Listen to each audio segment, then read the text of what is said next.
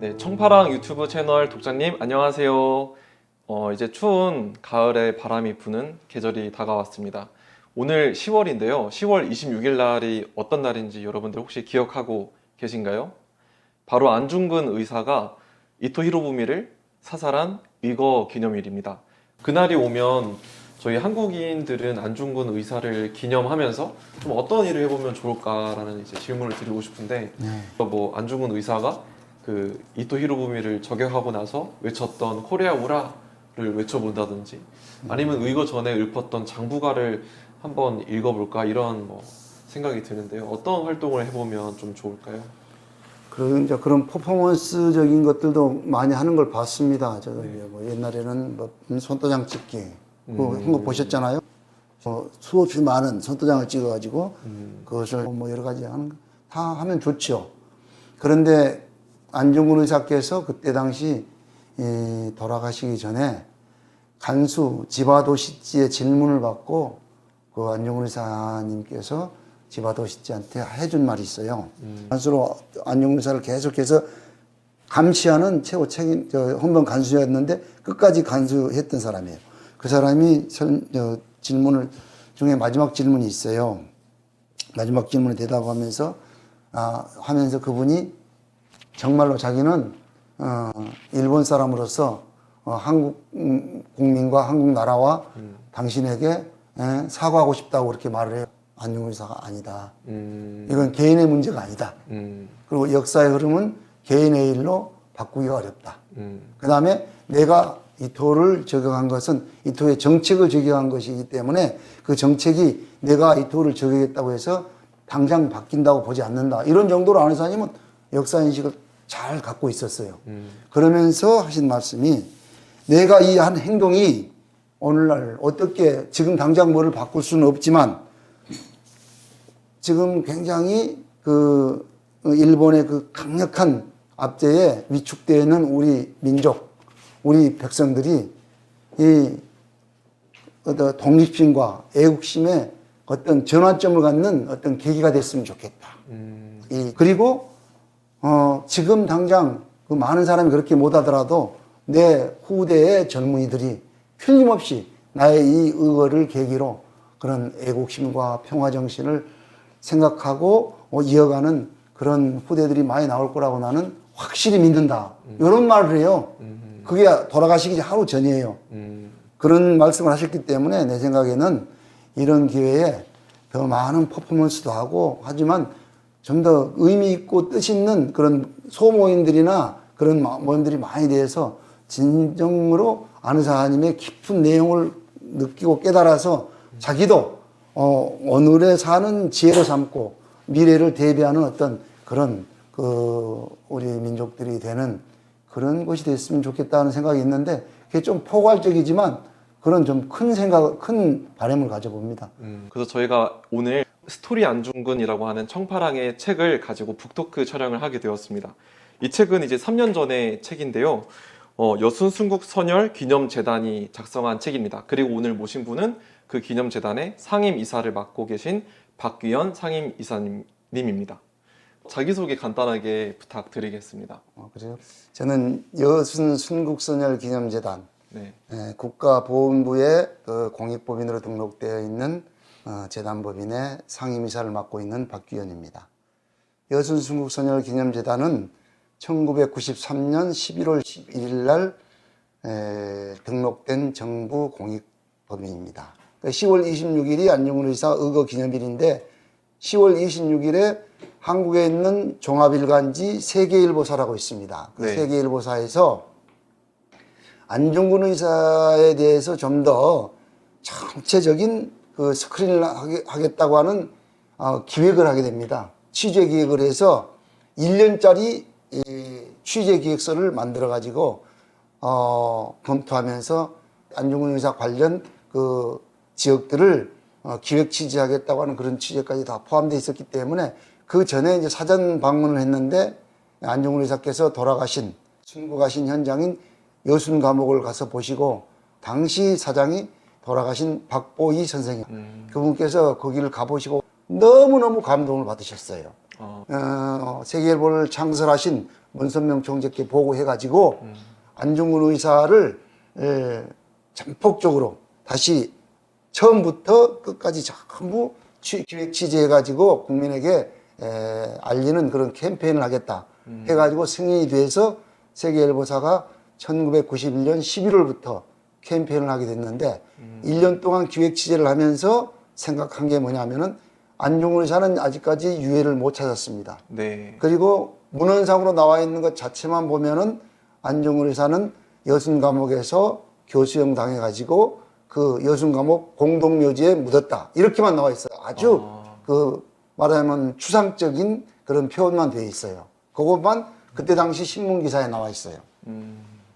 그러면은 여순 감옥 그 공동묘지는 한 5만 5천 평방미터 정도가 됩니다. 네. 그래서 그때 당시 세계일보사가 이런 대규모 기획을 하면서 뭐냐면은 여순 감옥 공동묘지를 완전히 우리가 그 매입을 해서 거기를 안중근 의사 평화공원으로 만들고 거기 안에서 위에를 최대한 찾아보고 못 찾게 되면 거기에다가 위령탑을 세우고 그 다음에 우리가 추모할 수 있는 그 가묘 어떤 묘를 만들고 그 다음에 거기에 커다란 연수원을 지어가지고 학생들 수학여행을 시킨다든지 그 다음에 기업에서 정신교육이나 그 기업 사원들의 어떤 교육 현장으로 연수할 수 있는 그런 공간을 만들어서 안 의사님의 정신과 뜻을 계승하는 그러면서 평화에 대한 그 교육을 할 수 있는 현장으로 만들겠다고 하는 그런 계획을 가지고 안중근 의사 여순순국 성역화 사업을 위한 캠페인을 시작하게 됩니다.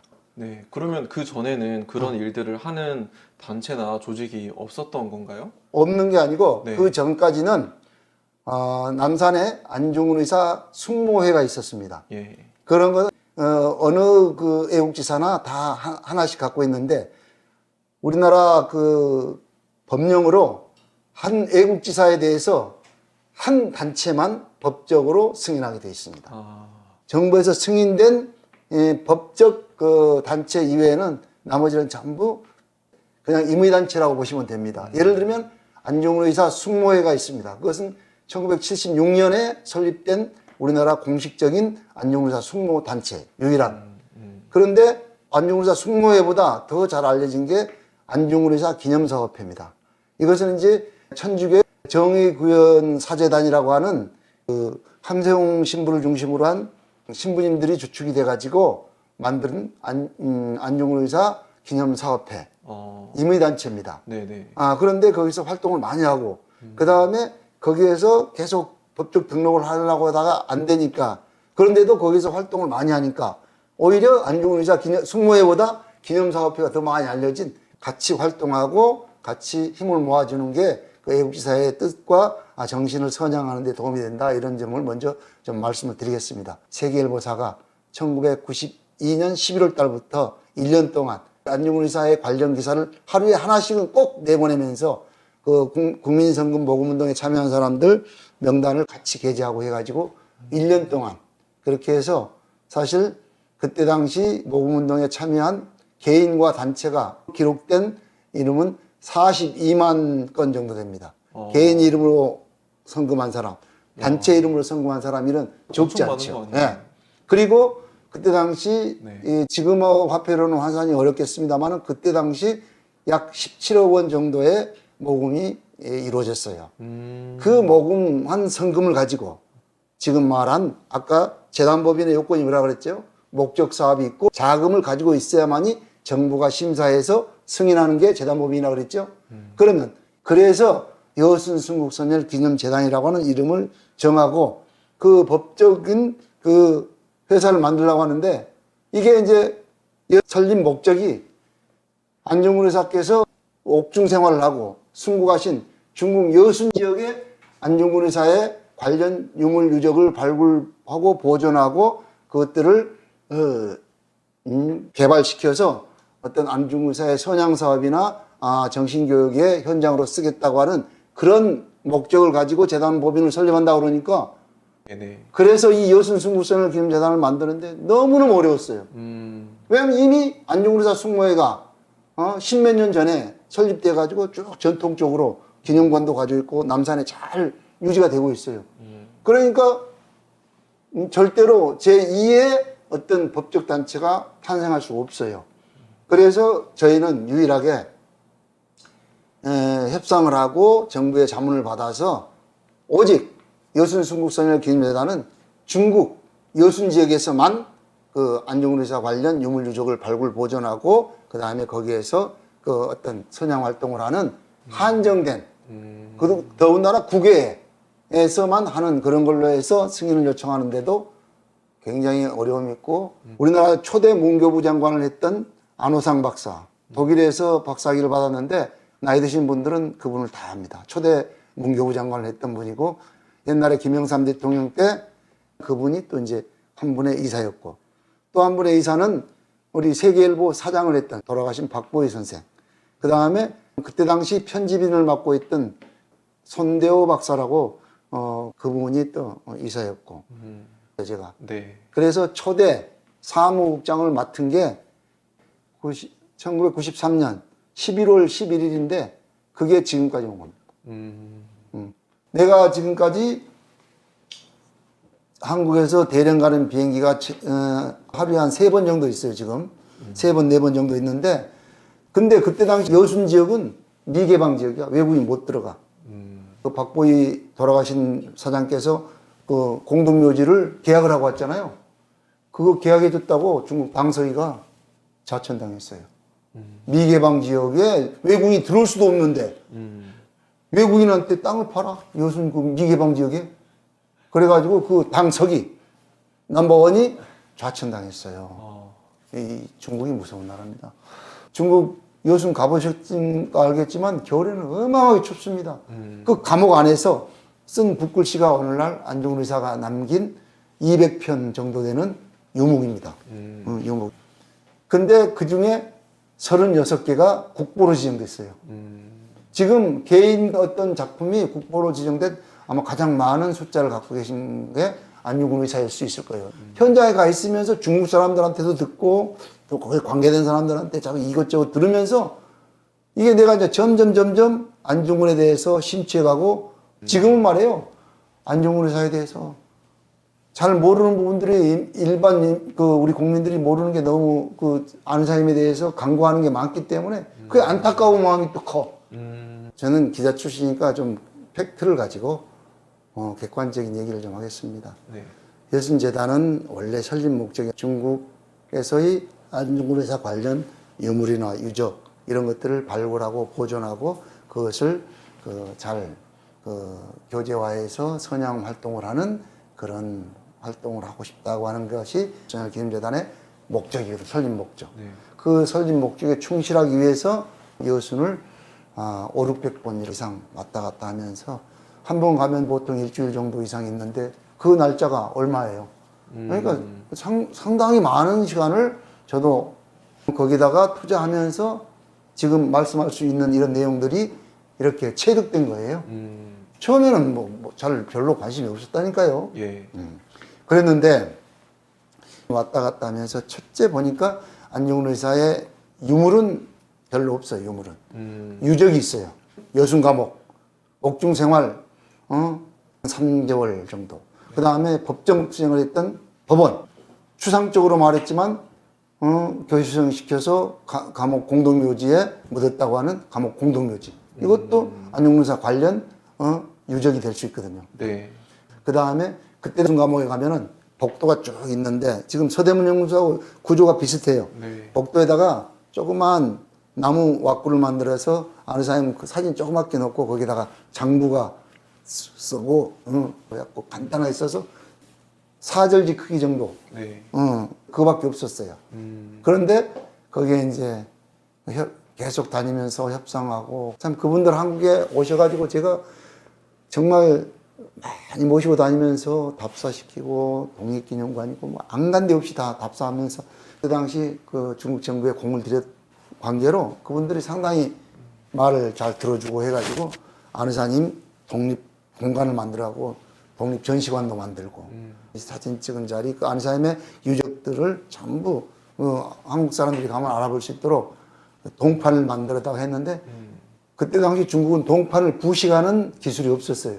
그래서 을지로에 가서 이보다 더 큰 동판을 만들어 갖고 제가 메고 공항에 가지고 가고 비행기 타고 가져가면 중국 그 공안 내에서 나와 가지고 나를 잡아가요. 이거 뭐냐고. 그때 당시 중국말 잘 못했어요. 표지판을 다 붙이고 그다음에 두 번째 그러니까 감옥 안에 안중근 의사 관련 유적들을 전부 해서 한국 사람들이 가면 다 할 수 있도록 해가지고 일관성 있게 얘기하는 그런 것을 보고 점점 사람들이 동화돼서 안 의사님을 인정하고 동의하고 그 다음에 법정투쟁 그 법정에서 재판장과 1대1로 그 재판장과 피의자로 대화하는 과정에서 안 의사님은 완전히 승리를 합니다. 그 승리의 결과를 영국 신문이라든지 불란서 신문 모든 세계 각국의 신문들이 다 대서특필을 했어요.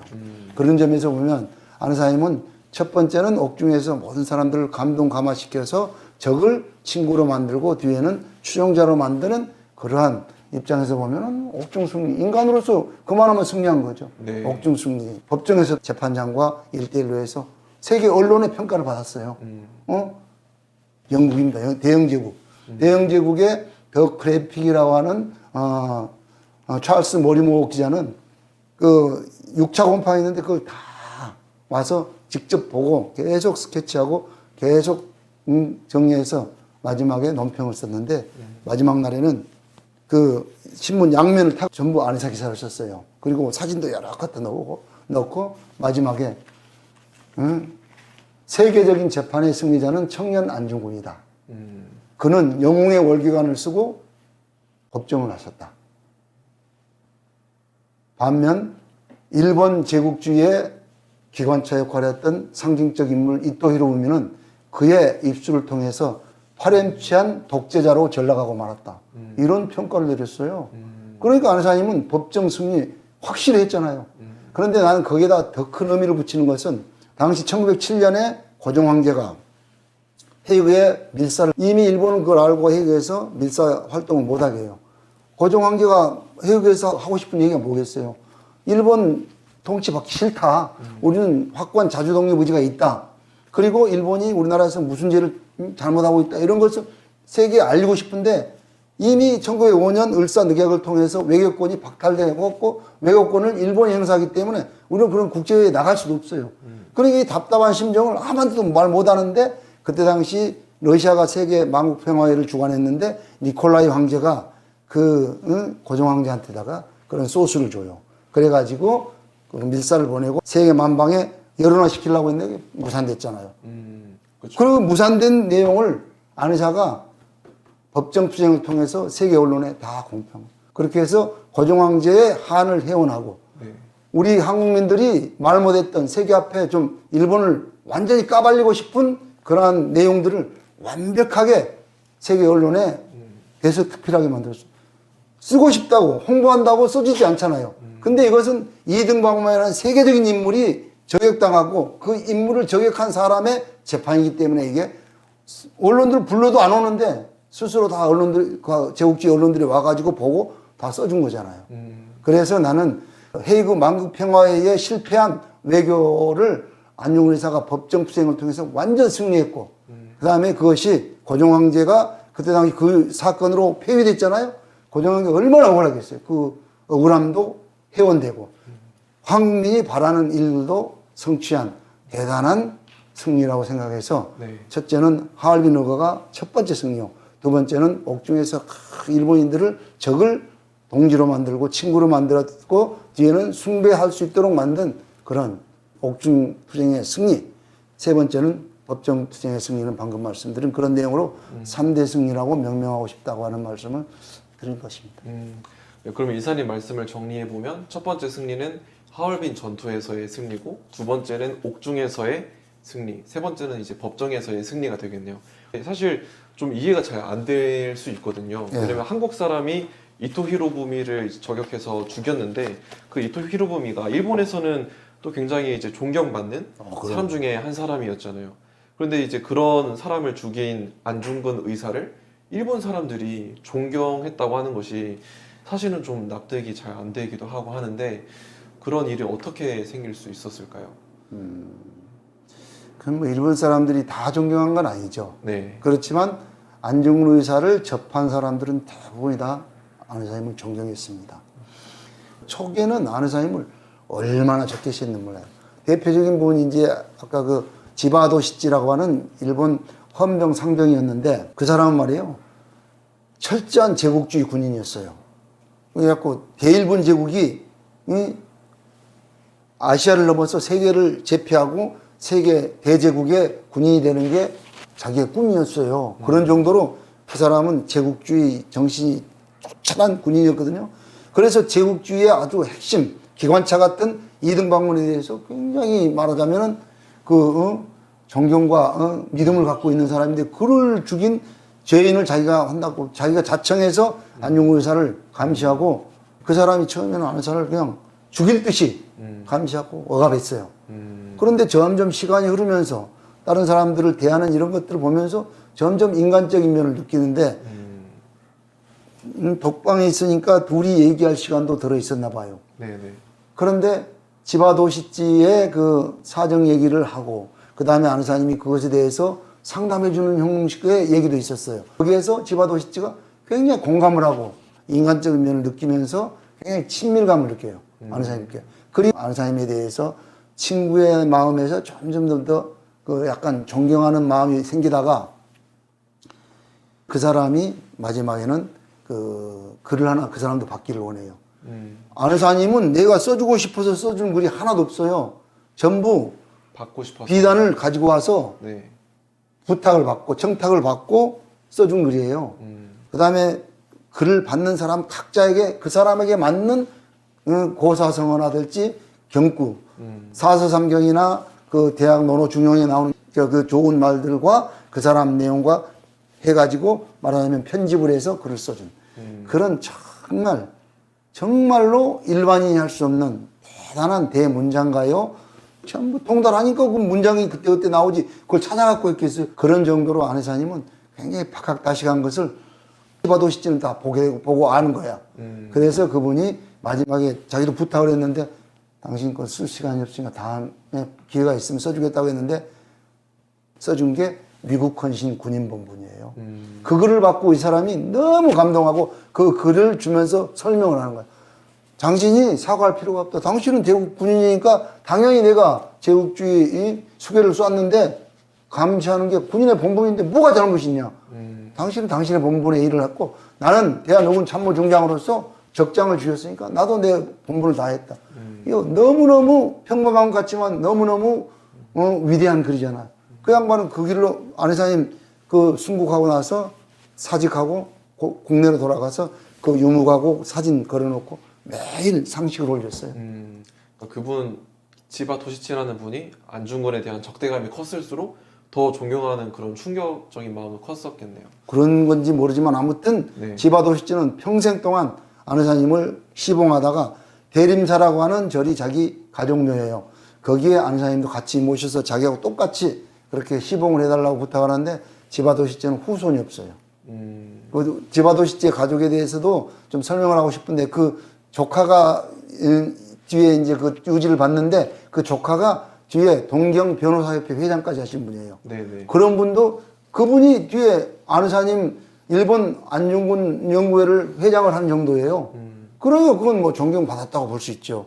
그러면 안중근 의사의 가장 유명한 것이 또 동양평화론인데 거기에 대해서도 좀 소개를 해주시면 좋겠거든요. 어떤 내용들이 담겨 있을까요? 그 발견된 게 그렇게 오래되지 않았어요. 일본 그 외교문서 속에 숨겨져 있던 것을 70년대 중반 넘고 학자들이 노력해가지고 겨우 어떻게 찾아냈는데 찾고 보니까 정말 안중근 의사님이 마지막 죽으면서 간수가 마지막 하고 싶은 말이 없는가 했을 때 다 같이 동양평화 만세를 부르고 싶다고 할 정도로 동양평화론에 대해서 심취했는데 그 동양평화론은 정말로 우리가 생각지 못한 선각자적인 그 생각이라고 생각합니다. 동양평화론을 얘기할 수 있는 배경은 무엇일까 하는 것에 대해서 궁금이 많잖아요. 네. 나이가 31살밖에 안 되는데 네네.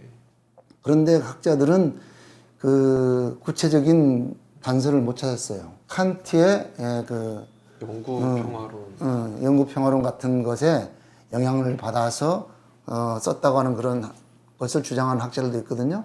그런 정도의 내용이 있는데 아마도 아느사님께서는 양계초라든지 그런 부분들의 책도 좀 봤을 거고, 그 다음에 그 천주교에 굉장히 심취하면서 서구 문물에, 서구 사상에 대해서도 관심을 가졌어요. 그래서 그 어떤 신부님들이나 이런 분들을 통해서 영구 평화론에 대해서 또 좀 접할 수 있는 기회가 있었지 않았을까 하는 이런 추론들만 있을 뿐이지 구체적으로 어디에 영향을 받아서 동양 평화론을 저술했다 하는 그런 내용은 없습니다. 다만 이제 안의사님께서 쓴 동양 평화론은 서론과 정감 두 부분만 쓰고 나머지 부분은 근로는 없어요. 그때 당시 안중근 의사가 사형 판결을 받고 항소를 다 하라고 그랬어요. 항소하면은 절대로 사형이 아닙니다. 무기징역이나 뭐 중형을 받을 수는 있지만 사형은 아니거든요. 근데 항소를 안 한 것은 어머니의 영향도 있고, 두 번째는 안 의사님께서 딜을 했어요. 일본 정부에서는 그 대련 그 법원장에게 압력을 가했어요. 속전속결로 빨리 안 의사를 중범죄로 처결하고 마무리하라고 하는 그런 그 외무 대신에 그 지시가 있었어요. 그렇기 때문에 이 사람은 이제 어떻게 해서든지 빨리 끝내야 되는 부분이 있는데, 만약에 이게 항소가 들어오면은 시간이 길어져서 정부의 그 지시를 이행할 수가 없어요.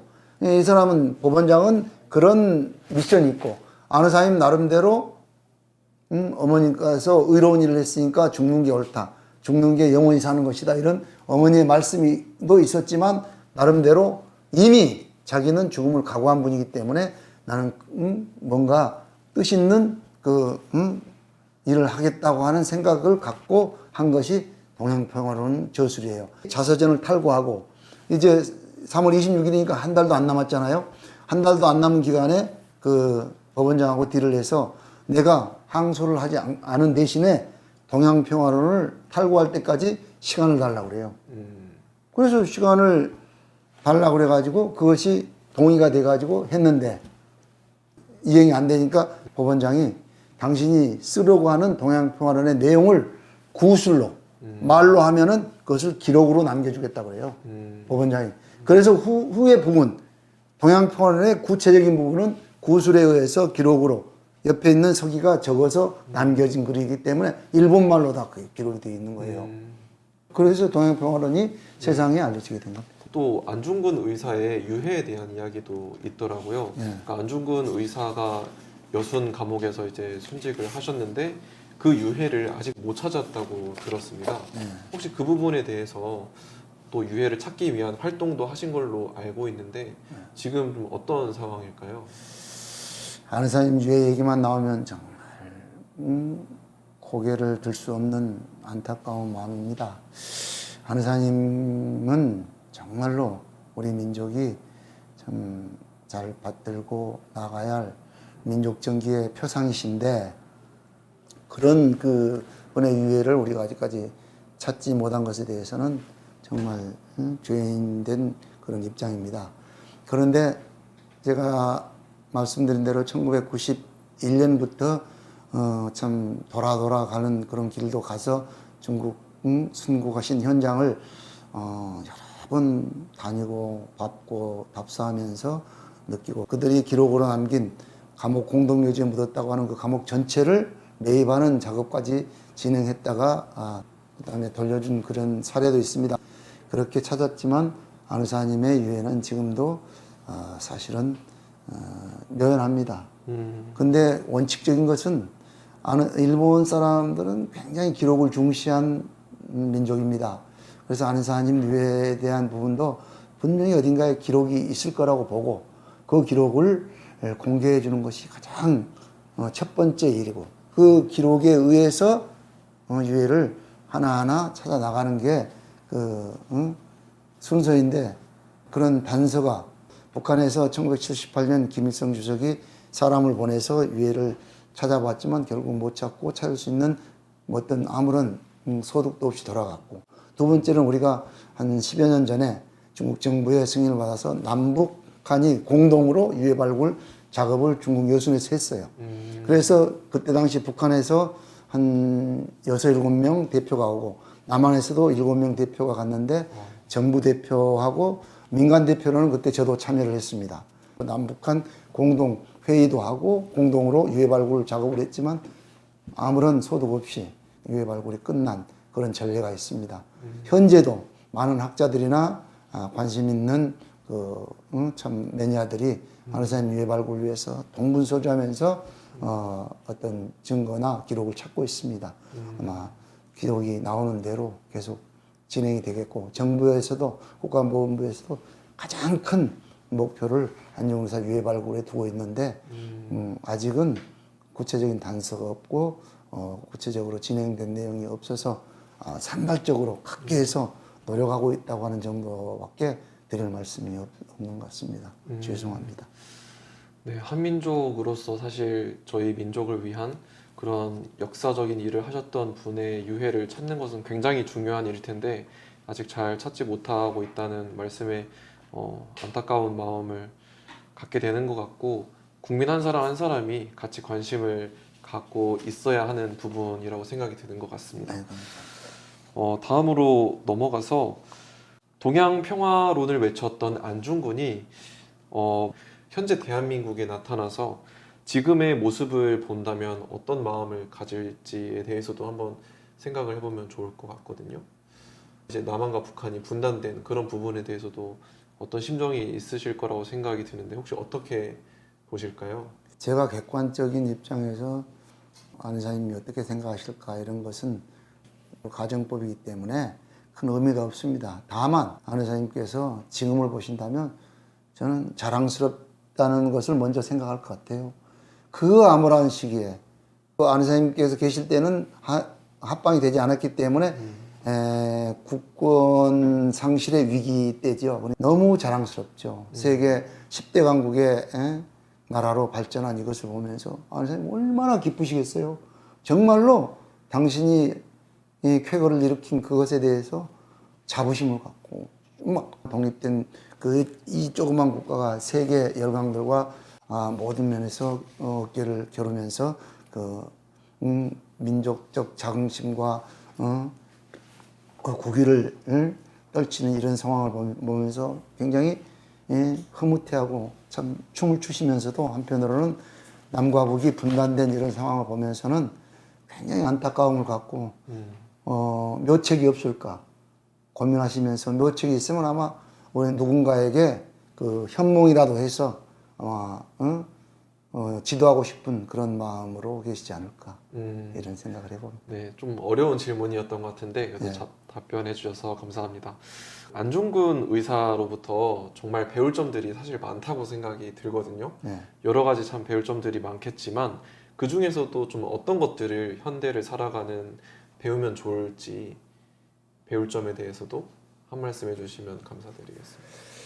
사람이 살아가는 데 있어서는 각양각색의 어떤 형태가, 양태가 있을 수 있죠. 시대를 풍미했던 중요한 분들을 보면은 가장 중요하게 생각했던 게 시대 정신을 읽은 사람들이 중요한 일들을 해냈고 또 족적을 남긴 것 같습니다. 1909년, 8년, 7년 그때 이미 을사늑약을 통해서 외국병이 박탈되고 호시탐탐 일본이 우리의 국권을 완전히 흡수하려고 하는 그런 국권 상실의 풍전등화에 위기에 있었어요. 그것을 안사님은 아주 몸으로 느끼고 그런 국권 상실의 그 위기 상황에 처한 국민 한 사람으로서 무엇을 해야 될지 하는 시대 정신을 잘 반영한 그런 분이라고 봐요. 즉 국권 수호를 위해서 내가 무엇을 하고 어떻게 해야 되겠다고 하는 그런 자기 이 정체성을 알고 나아갈 방향을 잘 잡은 정말 그런 지혜로운 우리의 선조다. 나는 이렇게 생각하고, 그렇지만 실천하는 사람은 극히 드물어. 그런데 안의사님께서는 구체적으로 그때그때 그 상황마다 필요할 때 자기의 온 신의 힘을 다해서 안의사님은 지금으로 말하면 황해도에서 제일 갑부집 아들이나 다름없어요. 그리고 공부도 제일 많이 한 사람이에요. 부러움이 없는 사람이에요. 자기는 그때 당시 시대 상황에 다 순응하고 유지했어도 그냥 정말 당신의 아니만을 생각하면은 아무 문제가 없는 그런 분이었어요.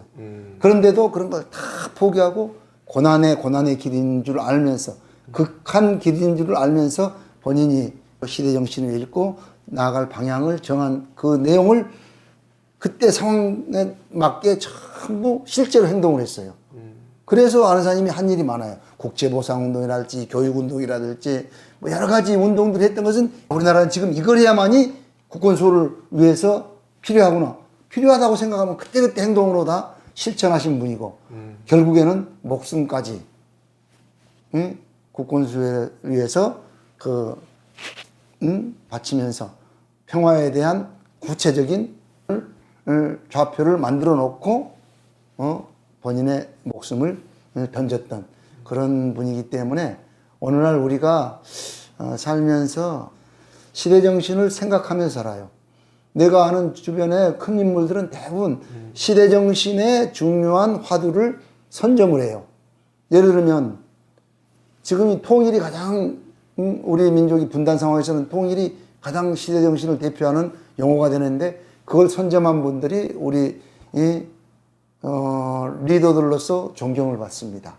그 다음에 요즘 가정이 몰락하고 있는 이런 때에 가정이라는 문제를 선점하신 분, 지금 사회정의가 이렇게 몰락하고 있을 때 정의라는 이런 것들을 시대정신에 맞는 가장 키워드가 될 수 있는 그런 내용을 선점하는 분들은 시대정신을 바로 보고 무엇을 해야 될지를 방향을 설정한 그런 분들이라고 보는데 안의사님은 그런 것을 정확히 설정하고 실천해서 우리에게 보여주신 그런 분이기 때문에 우리는 그런 부분을 꼭 좀 닮으려고 노력함. 네. 완전히 실천하기는 어려울 거지만 네. 그래도 닮으려고 노력하는 우리가 됐으면 좋겠다. 네, 시대 정신을 바로 알고 또 정체성 가지고 네. 실천을 해야 된다라는 말씀으로 생각할 수 있을 것 같습니다. 마지막으로 그 세계일보에서 안중근 의사의 성역화 작업 같은 것을 해왔는데 그 배경이 문선명 한학자 총재와 관련이 있다는 것을 알고 있는데요.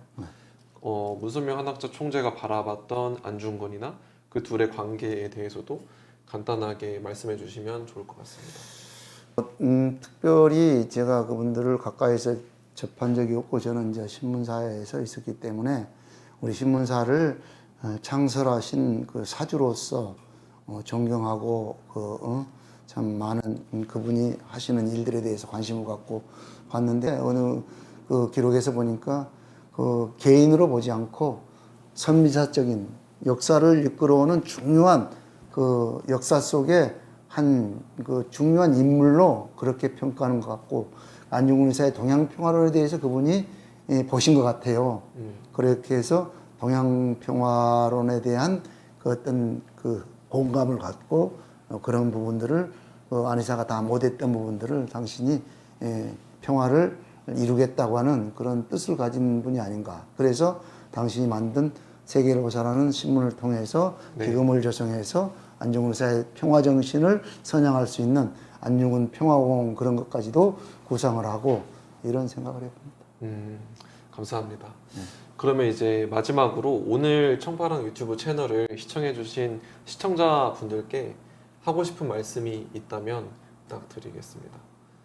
예, 그 청파랑에서 좋은 책들 많이 만드는데 많이 좀 읽도록 해주시고 사실은 아는 사람이 행하게 됩니다. 저도 안중근 의사를 잘 모르다가 알면서는 누가 시키지 않아도 제가 알아서 쭉 해온 게 30년이 넘습니다. 청파랑 독자들도 청파랑에서 만드는 책들을 좋아하기 때문에 아마 그 독자가 되셨을 텐데 격려해 주면서 청파랑의 독자가 1000배, 10,000배 늘어날 수 있는 그런 역할들을 해주시면 좋겠습니다. 네, 좋은 말씀 감사합니다. 오늘 출연해 주셔서 정말 진심으로 감사드립니다. 네, 고맙습니다. 감사합니다. 네, 감사합니다.